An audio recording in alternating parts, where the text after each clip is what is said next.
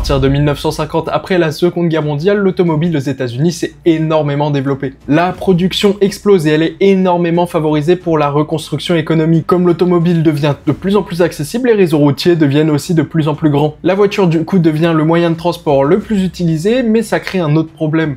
Comme il y a de plus en plus de voitures, il y a de plus en plus de bouchons, et ce qui nous donne aujourd'hui que New York et Los Angeles sont dans le top 10 des villes les plus embouteillées au monde. Face à cette saturation, certains automobilistes transgressent les règles en affichant des comportements très risqués. Et la plupart d'entre eux postent ça sur les réseaux sociaux et ça démultiplie la visibilité de ces pratiques extrêmes. Par exemple, au Japon, le préparateur Top Secret et bien d'autres dont je ne citerai pas les noms rendent les street races médiatiques, inspirant des scènes mondiales. Sur YouTube, des chaînes comme Critical ont joué un rôle déterminant dans la popularisation de ce genre d'activités. Mais celui qui reste le plus marquant, ça reste Squeeze Benz. Et ce mec-là, c'est pas n'importe qui. C'est un des mecs qui a été le plus longtemps recherché et à travers tout le pays pour des délits routiers. Et derrière ce pseudo, il se cache Antonio Ginestri. Il était seulement âgé de 19 ans et était connu comme justement Squeeze Benz. Sur ses vidéos, on le voit faire des slaloms à plus de 210 km/h et ça en plein trafic et en pleine journée. Griller des feux, faire des donuts en pleine ville et même en plein Times Square. On le voit sur une vidéo avec son pote faire des donuts en plein Times Square. On voit aussi la police qui est totalement inefficace par rapport à ça. Elle est bloquée dans le flux de la circulation et ça ameute un monde pas possible. Et ça, ça va lui faire gagner énormément en popularité parce que sa vidéo va presque passer les 11 millions de vues. Mais c'est pas tout, il aimait bien faire ça, mais il aimait bien aussi titiller la police. On va le voir très régulièrement tenter des chasses contre la police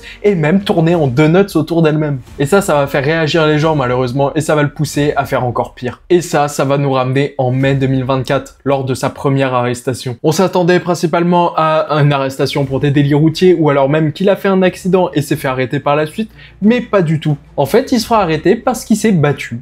Tout simplement. Il a été arrêté à la suite d'un hit and run. Ça veut dire qu'il s'est battu et qui après a pris la fuite. Et ça va lui apporter un nombre de chefs d'accusation juste énorme. Et ces chefs d'accusation, ils sont très très graves pour le coup. Il va être accusé de conduite dangereuse, délit de fuite, agression, vol, cambriolage. Bon, c'est vraiment pas un enfant de cœur. Et il a eu aussi un autre chef d'accusation, c'est un emploi de mineur, parce qu'il employait des mineurs pour faire ses vidéos et aussi conduire les voitures. Et il a été placé en détention dans le comté de Bergen. Bon, ce mec-là, ça reste un idole très contesté par rapport à tout ce qu'il a fait auparavant. Certains, comme par exemple Mbox, pourtant complice, affirment qu'il n'est pas le vrai personnage derrière Squeeze Benz. Et il dit qu'il y aurait eu potentiellement une erreur. Malgré l'arrestation, la chaîne continue toujours à poster à cause des membres de Swim.